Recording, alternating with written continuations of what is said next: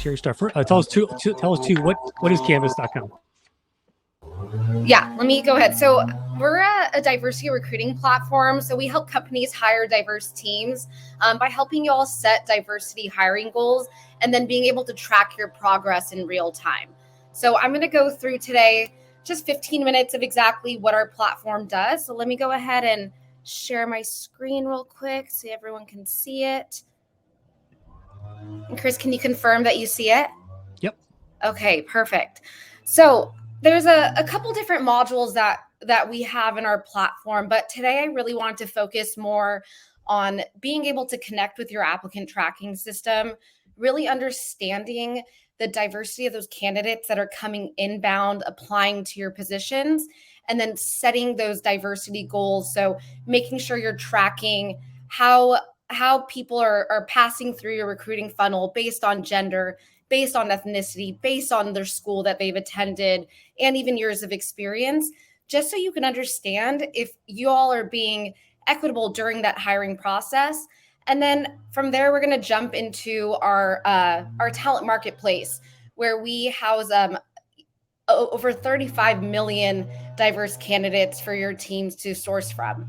So we actually connect and do a bi-directional sync from several different ATSs. So anything that is happening in your ATS gets pulled on over to Canvas. So the way it works is if someone is organically applying to any of your positions on, let's say, Greenhouse, or we'll use Greenhouse as an example, they immediately get parsed on over to Canvas in that same requisition that we pull over from your ATS. So if they were to apply to a software engineer role on your ATS, you'll see them here in Canvas under the software engineer position. Once they do apply to the position, a lot of times that we hear over and over again that for EEO surveys, they see about like a 20 to 30% completion rate within organizations. At Canvas, we have an 87% completion rate and for candidates self-identifying on our platform. And that's really because the moment they apply to your position, they then get a message from your organization branded with Canvas that says, please come into Canvas and self-identify.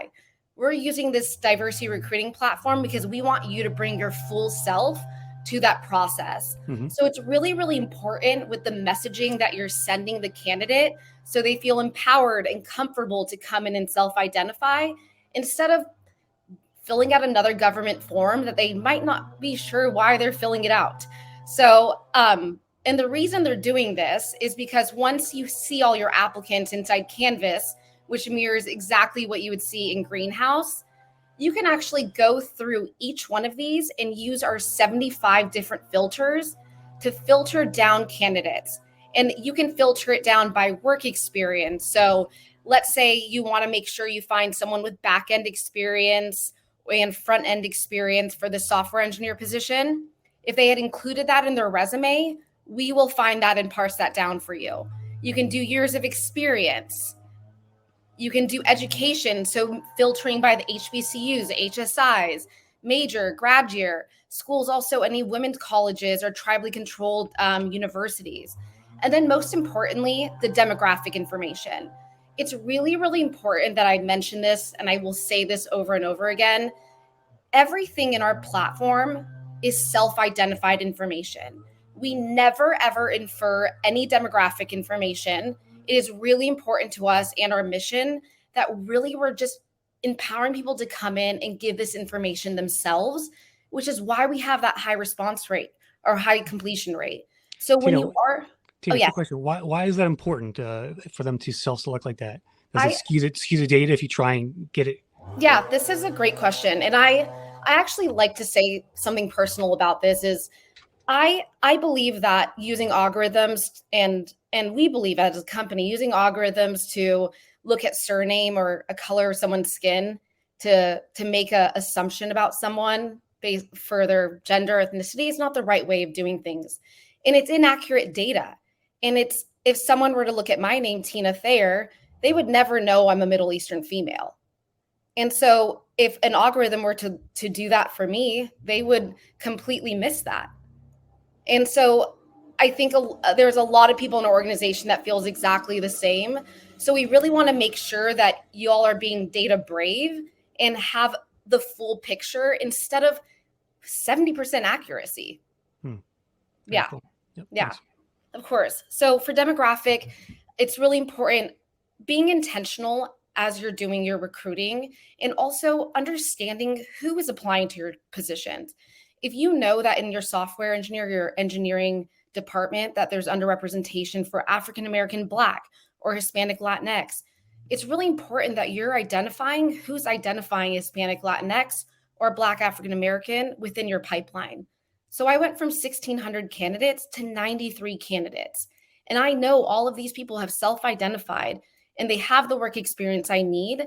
And everything I do on here, I can action and change stages. I can reject them. Everything that is done in the ATS can be done here. So you don't have to go back and forth and it updates in real time. And then, most importantly, as you're doing this, and the reason you're doing this is because it's also important that we're understanding how these candidates are moving across your funnel. So within each requisition, I can look at job analytics, and this is my favorite part of our platform. So understanding, of course, the offers that you've extended or who's been hired, but really, you can't make any changes to what you're doing internally. And yes, like you can understand the diversity of your hires. You can, a lot of times you get that data when they're hired, but it's not going to be helpful unless you're getting it from the very beginning during that recruiting process. Right. So for us, we want you to understand, based on ethnicity, gender, and based on your stage changes, how are those applicants that are applying to your positions moving across the funnel? And this is important to understand within each requisition in each department. So even though I'm showing you on the specific requisition level, we can do aggregate of departments, we can do an aggregate of all of your positions, but then I can really understand like my representation. I can see I have 218 applicants that identified as South Asian apply to this position, 183 East Asian. I only got 79 African American, 79 Hispanic Latinx. And then I can see here where my drop off was. Why is it that only the East Asians dropped off after recruiter phone screen? This is where I'm then trying to uncover any unconscious biases within my process. Is there maybe an assessment that I see that African American Black males are dropping off, and I should be addressing this, and I should be making sure I'm creating programs and putting them in place for my team to help educate and help, be a little more intentional with their process. Yeah. Yeah. Any questions for Tina? Let us know in the chat there. Tina, how do you actively market this to students? How do you kind of fill your own funnel with them? Yeah, great question. So we have a marketplace of candidates as well, because once you're identifying where those gaps are, you really want to make sure that you're again being intentional with your sourcing. So here within the requisition, I can start sourcing from our marketplace where we have 35 million members. And again, these are all self-identified members. For majority of these are self-identified. So we have candidate or members in here that have not identified yet, and then we have a majority that are. We've actually acquired these members in 5 different ways. One is our marketing, organic marketing. So, and through apprenticeship programs that they come in, find Canvas. 2, ATS integrations. A lot of our partners like Airbnb and Uber and Twitch, any of their rejected candidates, they want to give them an equal opportunity to find another position. So they actually invite them to the marketplace. Oh, yeah, which is really amazing and phenomenal that they do so. And then the third way is we actually host virtual events on our platform. So any one of our partners that host virtual events invites candidates. They also have the opportunity to join the marketplace. And then the fourth way is we have several partnerships with a ton of nonprofits like Afrotech, Blavity, Tech Korea, Grace Hopper, and all those candidates are invited into our platform. And then the fifth way is we've actually collected from all of our partners the most requested candidates and collected those profiles And what we've done is we built a team internally to help empower and convert those candidates to come into our platform and self-identify. Yeah. Very cool. Very cool. Hey, what's the most insightful thing a client's ever told you about the platform itself? Yeah. I think the best and most insightful thing is that it really allows not just to just go in blindly with your sourcing, because we can make assumptions as far as who we need to source for or based on ethnicity and gender, but it's not going to be helpful to do that unless you have data behind the underrepresented candidates within your pipeline.